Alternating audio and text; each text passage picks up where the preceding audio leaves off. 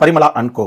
Middle class ஃபேமிலியை சேர்ந்த ஜெயராமுக்கு ஒரு அழகான குடும்பம், மனைவி, 2 மகள்கள், நிம்மதியாக போய்கிட்டு இருக்கு வாழ்க்கை. எது வரைக்கும் அப்படின்னா, ஊரில் ட்ரக்ஸ்ல இருந்து கொலை வரைக்கும் எல்லாத்தையும் பண்ணிட்டு தர்ற ஒரு ரவுடியாக சுற்றிட்டு தர்ற சாண்டி ஜெயராமுடைய 2 பொண்ணுகளில் ஒரு பொண்ணை நான் லவ் பண்ணுறேன் அப்படின்னு சொல்கிற வரைக்கும். இப்போ பணபலம் படைபலம்னு எல்லாத்தையும் பண்ணிட்டு ரவுடிசம் பண்ணிட்டு தர்ற ஒருத்தனை போய் நம்மளால் எப்படி மிடில் கிளாஸ் ஃபேமிலி தட்டி கேட்கறது அப்படின்னு ஜெயராம் ஒரு பக்கம் குமுறிக்கிட்டு இருக்கேன். திடீர்னு யாரும் எதிர்பார்க்காம மர்மமான முறையில் கொலை செய்யப்படுறாரு சாண்டி. இப்போ நான் பண்ணலை, ஆனால் நம்ம குடும்பத்தில் யாரோ ஒருத்தர் தான் பண்ணியிருக்காங்க அப்படிங்கிற மாதிரி ஜெயராமுக்கு ஒரு சந்தேகம் குடும்ப உறுப்பினர்கள் மேலேயே. இதுக்கப்புறம் இந்த கதையில் என்னதான் நடந்தது அப்படிங்கிறது தான் இந்த படத்துடைய மொத்த கதையை.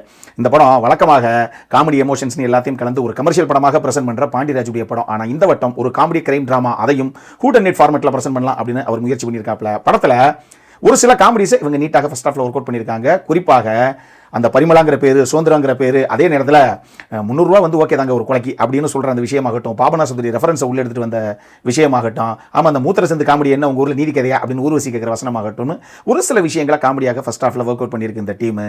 ஜெயராம, ஊர்வசி, சஞ்சனா, அனந்திகா அப்படின்னு எல்லாரும் நீட்டாக பண்ணியிருக்காங்க. ஈவன் யோகி பாபு ஆகட்டும், மிஸ்கின் ஆகட்டும், GKM தமிழ்குமரன் ஆகட்டும், சாண்டி ஆகட்டும்னு எல்லாரும் அவங்கவுங்க எடுத்துக்கிட்ட கதாபாத்திரத்துக்கு என்ன தேவை நீட்டாக கொண்டு வந்திருக்காங்க. இந்த படத்தை பொறுத்தளவுக்கு மக்களுடைய, அதாவது ஆடியன்ஸுடைய சந்தேக பார்வை பல பேர் மேலே விழுகணும் அப்படிங்கிற மாதிரி எல்லாருக்கும் ஒரு பேக் ஸ்டோரி அவங்க செட் அவுட் பண்ணது தான் அந்த படத்துடைய செகண்ட் ஹாஃபை கம்ப்ளீட்டாக கிளம்சி பண்ணி விட்டுருச்சு.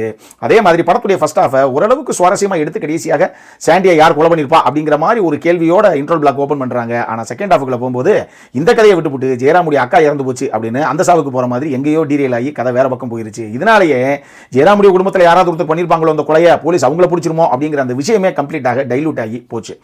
இதனாலேயே நம்மளை பொறுத்தளவுக்கு மொத்தமாக ரொம்பவே ஆவரேஜான ஒரு வாட்ச் தான் இந்த Parimala and go.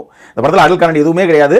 Atal content அப்படிங்கிற ஆஸ்பெக்ட்ல ஃபேமிலியோட பார்க்கணும் அப்படின்னா பார்க்கலாம். இந்த படம் இப்போ தியேட்டர்ஸில் வெளியாயிருக்கு.